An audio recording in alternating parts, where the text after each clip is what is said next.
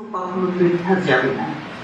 আমরা জানি ইনশাআল্লাহ আল্লাহ দের আছে, কিন্তু দেরি নাই। আমাদের হয়তো দেরি হচ্ছে, পাচ্ছি না আমরা যে কাঙ্ক্ষিত লক্ষ্যে পৌঁছানোর কথা সেটি পাচ্ছি না, কিন্তু ইনশাআল্লাহ আমরা জানি আমরা পাবো এবং আল্লাহ তাআলা দিবে, দেশবাসী দিবে, দেশবাসী দিবে। সেই জন্যই আমরা খুবই আশাবাদী যে দেশবাসী আমাদেরকে আমাদের শ্রমের ফল দেবে। আপনারা সকলে শুধু মিলেমিশে ঐক্যবদ্ধভাবে থাকবেন, এটাই আমাদের প্রার্থনা। কারণ যে দেশে বহু লোক আছে, বহু দল আছে, বহু জনে আছে যারা সবসময় বিএনপিকে হিংসা করতো, ঈর্ষা করতো, দেখতো, অন্য চোখে দেখতো, কিন্তু সেটা নয়। আমাদেরই হলো আমরা সকলকে ভালোবাসবো, সকলকে স্নেহ দিয়ে কাছে টেনে নিব, এটাই আমাদের লক্ষ্য, এটাই আমাদের উদ্দেশ্য। এবং এই ভালোবাসা দিয়ে আমরা তাদেরকে জয় করব, দেশবাসীর মনকে জয় করব, দেশ ভালো হবে।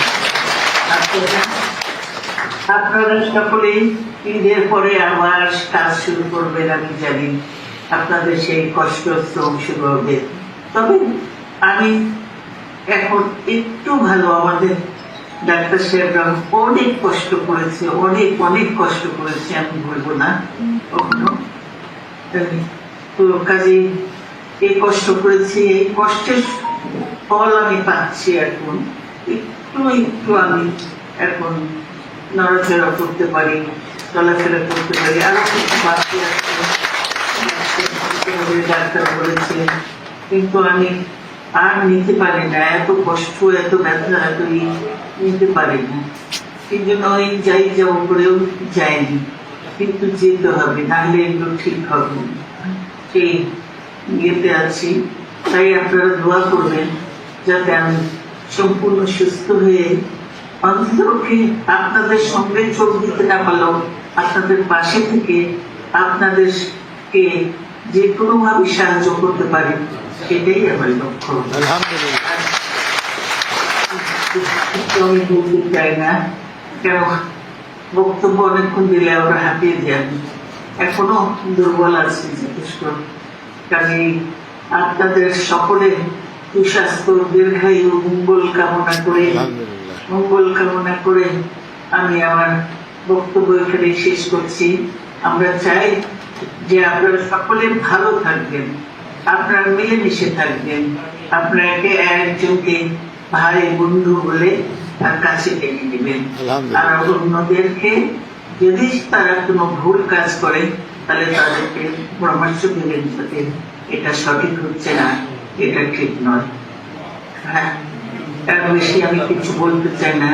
আপনাদের সকলকে আবারও ধন্যবাদ জানিয়ে আমি দেশে ফেরার আশায় আছি। দেশে ফিরলে হয়তো আপনাদের সঙ্গে আবার দেখা হবে।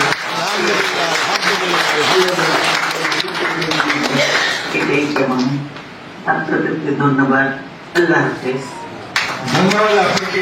আমাদের সবচেয়ে প্রিয় মানুষ, এই দেশের এই 16 কোটি মানুষের সবচেয়ে প্রিয় মানুষ, স্বাধীনতা, সার্বভৌমত্ব এবং গণতন্ত্রের অতন্দ্র প্রহরী হিসাবে মানুষ আপনাকে জানে।